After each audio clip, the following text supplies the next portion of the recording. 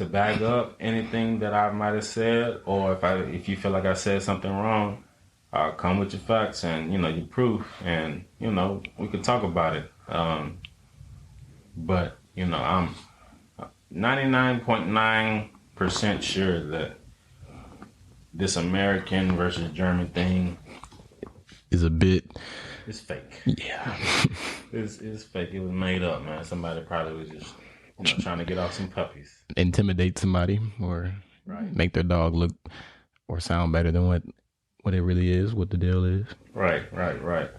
But yeah, if we need to come back to this topic. We would love to discuss it more. But hit us up for chiming in, questions, ideas. We are open, man.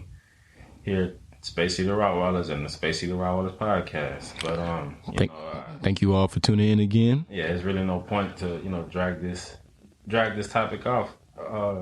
Drag it out anymore, man, because it was over since in the beginning when we opened it up. We appreciate y'all for tuning in and just getting you a little bit of knowledge for the day. Oh yeah, man.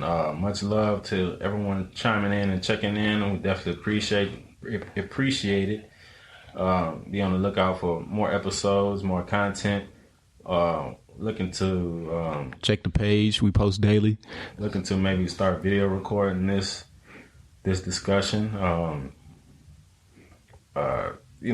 Trying to take things to another level, man. So be on the lookout. Again, my name is Corey. I definitely appreciate you all for checking us out. And this is Jeremy signing out. Appreciate y'all. Much love. What's going on, everybody? Welcome to the Space City Rottweilers podcast. I am your captain, your host, Corey. What's going on, everybody? I am your co-host, J Money, aka Jeremy. Thank you all for tuning in to the Space City Rottweilers podcast. This is episode 2. We deuce in the game, J Money. Yes, y'all. For sure. Thank you all. Today's episode is going to be talking about the myth that is American Rottweilers and German Rottweilers. What's the difference, or is there a difference? Here to dispel all myths and rumors, y'all. There is no difference between the two. Let me backtrack. The only difference is one was born here in the United States of America, and the other was born in Germany, the country of Germany, or wherever the dog was born, because they do have Rottweilers all around the world, folks. But people tend to say American or German based on the size or how the dog looks. That has nothing to do with, the dog, how the dog look is based on the bloodline and the genetics. If it has good genetics, you're going to have a good looking dog. If you have bad genetics, you're going to have a bad looking dog. There are some amazing looking Rottweilers that are born here in United States of America, and there are some bad. And I'm pretty sure, never been to Germany. I'm pretty sure. But, people tend to say if your dog is big in stature, big head, big feet, big in size, that's a German Rottweiler. And, over here in America, we have the smaller ones. But that's not true. I know different kennel clubs recognize dogs or different breeds of dogs, and they have their own standards. I know here in America, the more popular one is the AKC, American Kennel Club. But I believe over in Europe, their main kennel club is ADRK. I'm not sure if that is the main one, but that is the more popular one that I've seen based around the Rottweiler breed. Cause do me a favor, pull up the ADRK's Rottweiler standards, please. The standard for Rottweilers, height-wise, is 56 to 57 centimeters is small, 58 to 59 centimeters is medium height, 60 to 61 centimeters is large. 62 to 63 centimeters is very large. The 60 to 61 centimeters is what they consider the correct height of a Rottweiler. Okay. And do they only just focus on the height? I can only read what's in height because it's a German website. That's the only thing they really have that is readable. Okay. AKC is a little bit different though. Okay. AKC, what they say? AKC, well, they have it in inches actually, and they actually have the weight as well, male and female. So for the height of a male Rottweiler, they say usually around 24 to 27 inches for male, 22 to 25 inches for female. And weight-wise, something that people really get confused and think it's okay for your Rottweiler or your dog to be overweight for him to look scary or whatever. Yeah, that's the thing that gives them wows. Your dog is big, which is not always good for the dog. It doesn't necessarily mean that dog is. Yeah, healthy dog makes your dog a good dog. For weight, for males, they say a male is 95 to around 135 pounds. For females, is 80 to 100 pounds. It's 35-pound difference. Did you ever think that? I mean, I know typically males are bigger than the females, but I've seen some big some big female dogs. I don't know. I don't walk around with a scale, but just eyeballing it, I'm pretty sure there's been some, over 100-pound Rottweiler females. But I'm pretty sure you can probably, go a little bit higher than, 100 pounds. I do know if your Rottweiler, and this is based on what my vet has told me, if your dog is, your Rottweiler is over, 130 pounds, you might want to cut back on food or, exercise your dog, because I've seen some Rottweilers that, look to me over 130 pounds, but not these enormous numbers that people. I have a 220-pound Rottweiler. Yeah, I don't even think that's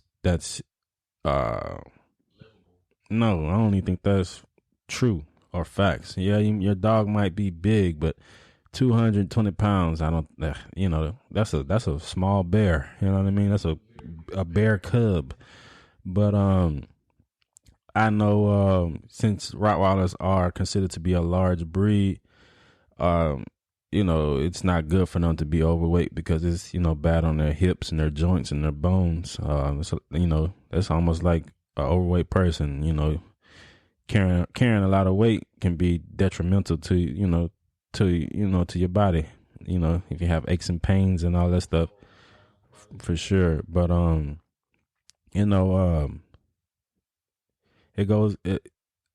it's other stuff that goes into these dogs than just how big they are, the big heads and things of that such. Most of these kennel clubs, they have their own dog shows, and there are different type of dog shows. Maybe that's something we can get into on a later episode, or the different type of dog shows. But I know for the most part, it's a confirmation show, and basically at these shows, they, you take your dog and you go get confirmed by judges who are trained, and they have a certain standard that they have rules basically that they have to go by, and they check your dog out and let you know that your dog or your Rottweiler in this matter is a correct Rottweiler. If you really want to go to go that route to make sure that your dog is correct, that's the way to go. But I have yet to expound on going to dog shows yet, but that is something I definitely look to get into eventually. But there's ways around not having to necessarily go to the dog shows with your dog. And that's basically, you let the person who takes their dog to the dog shows do all the hard work.